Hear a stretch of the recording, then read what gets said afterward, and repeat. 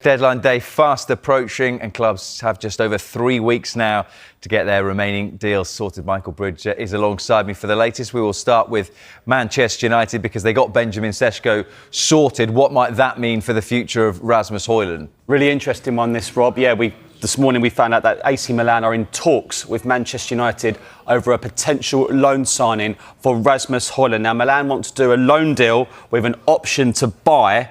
United's preference is to do a permanent deal, or at least have a permanent deal in this potential loan, but they would consider offers of around £40 million. Now, we know the arrival of Sesko will limit Hojlund's game time, but there's more to it, really, because Sesko wasn't involved yesterday and Hojlund was an unused sub against Fiorentina at Old Trafford yesterday, playing Mason Mount in a false nine. Now, we know Hojlund has said before on the United Tour of America he wants to stay, but you got the impression that that was an indication yesterday that he's joining the likes of Jadon Sancho and Anthony, Garnacho, Tiro Malacia on players United probably want to move on.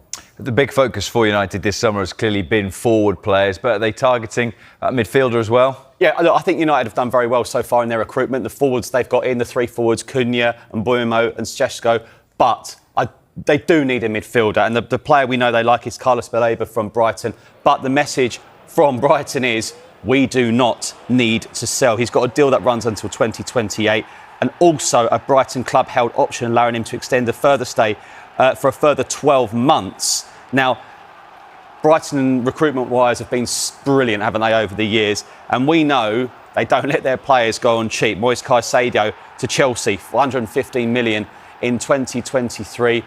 We know United are looking to sell players as well. So at the moment, that looks a very difficult deal to do. But United fans very happy so far. And also, obviously, there's Donnarumma. They like him as well at PSG. So they're not done yet. But obviously, 22 days to go. I'm sure they're looking to bring a couple more in. Excuse me. The one person you sort of start to feel a little bit sorry for in this window is Eddie Howe, who is asked day after day what is going on with Alexander Isak. What's the latest he said? Yeah, the double-header of pre-season matches at St James's Park this weekend. Do you know what? Eddie Howe is always good to listen to. And people were asking him yesterday about Isak's future. Have you got a guarantee he's going to stay? But you just get the feeling that Howe is actually unhappy at how the player has been through and what he's been up to over the last few weeks. Of course, training on his own at his former club. Fans don't seem very happy with that either. Well, this is Eddie Howe yesterday after their match against Atletico Madrid. I think I've said many times, he is contracted to us, he's our player. The club basically make the decision on his future. I don't know what that will be. Of course, I have a preferred outcome. I want the best and strongest squad possible, but also I want the players that really want to play for this football club. For me, I'm just trying to manage the situation and manage the team, most importantly. Manage the group of players that I'm working with day to day that I love coaching and helping, and we're focusing on Aston Villa. Everything else, to a degree, from my perspective, is not in my control, so it's not on my focus.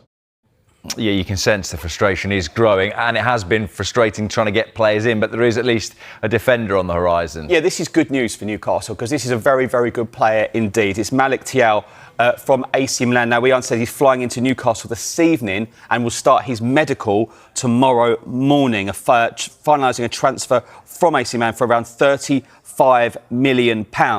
Now, Newcastle at the back, their fans will sort of tell us, look, we're pretty light at the back. We've got Dan Burn and Sven Botman on the left-hand side of the centre halves, but only Fabian Schär on the right-hand side of the centre halves. And as I keep saying time and time again, with the Champions League's new format, the clubs have to get bigger squads. So that looks like a very good signing for Newcastle United. Sue Smith has now joined me in the studio. Sue, great to see you. Great to have the new season back. Great to have you back. We're going to start with this man here, Sesko, signing for Manchester United. They've been after a big striker all summer. What do you make of what you know about Sesko?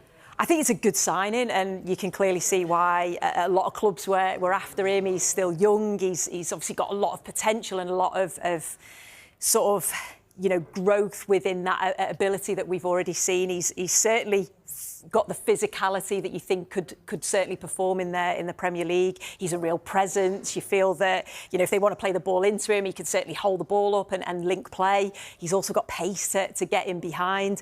We know that he's a goal scorer, but again, I think he can even get better with that. So you just feel with Manchester United's business, with those attacking players that they've already brought in with Premier League experience and quality, you're then adding a young player with a lot of potential to that. And it must be really exciting for Manchester United fans, because after such a poor season last year, a season where we know that they needed to add more goals and more creativity, you look at that front line now and you think, wow, this could be really exciting for Manchester United. Yeah, and I mean, obviously bringing in the likes of Mbumo, we've seen them, they were introduced to the Old Trafford crowds at the start of the game. Do you think United fans, as you said, should be excited about what's ahead for this new season? I think so, and Ruben Amorim obviously came in mid-season. He didn't want to do that. He wanted a pre-season with his team. I think to change a style and a philosophy mid-season was always going to be difficult. And you know, he's now had that pre-season. He's now got the players in that he obviously wants to get in. I think there's going to be certainly outgoings from a Manchester United perspective. But yeah, if I was a Manchester United fan, I'd certainly be looking forward to watching these players play, because yes, you've got somebody that may take a little bit of time to adapt to the Premier League in Sesko, but you've got, like you say, Mbumo, you know, Cunha, players that are Premier League ready. You know, they know how to perform. We know that they've got absolute star quality, whether that's goals, whether that's assists. So yeah, I'd certainly be excited, I think. Yeah. What about the situation with Alexander Isak? Because Newcastle missing out on Sesko, they're now seeming to say that Alexander Isak is going to be kept at the club, that they won't sell him. What do you make of the situation overall here, from both the club's perspective and the players' perspective?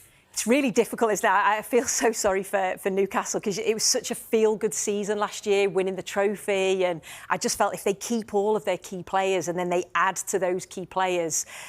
But the fact now they've been in, I know they've brought in Alanga, but they've been in for other players and it's not quite worked out. They've then obviously, you know, the Isak situation, obviously wanted to keep him, because ideally I think Eddie Howe would want him and another striker. So if he does go, you're then looking for two strikers, and you know, it's a lot of uncertainty. And I think what Eddie Howe's been brilliant at is having a real sort of cohesive squad, a real squad that's together. So I think, you know, if that's causing any sort of, I'm not saying a rift within the camp, but just a bit of uncertainty within the camp, that's not what he would want. So I think from a club's perspective, they probably just want clarity. If he's going to go, then he needs to go, and they need to bring in two strikers pretty quickly, because they're relying on one young forward. I know the likes of Anthony Gordon could potentially play there, but ideally that's what he would want to do. So making that business and making it happen pretty quickly is going to be quite tough. And then from a player's perspective, again, you just want it done, don't you? You just want to know where you're going to be next season. So yeah, it's going to be interesting. It's been a real saga, hasn't it, over this transfer window, and I feel like it's just going to continue. I was going to say, you get the feeling the saga's not finished yet at all. Obviously there's reports saying that Newcastle are saying he won't be sold. Yeah. If he's not sold, how hard is it to reintegrate a player when he's kind of knowingly unhappy with the situation? I think, you know, from a player's perspective, if I was in that dressing room and, you know, and Isak came back, I think I'd just be happy that he was there, because I'd think, well, he's a top quality striker. We've saw what he's done in the Premier League. He can win games for us. So I think, you know, it may be initially a little bit awkward, but I think you'd sort of, you know, you'd welcome him in the end. But I think from a fan's perspective, you know, you see a player wanting to leave, it's probably quite difficult at first to accept him then coming back in. But again, if he starts scoring the goals and assisting, then it's quickly forgotten. Of course it is. But yeah, at the moment it's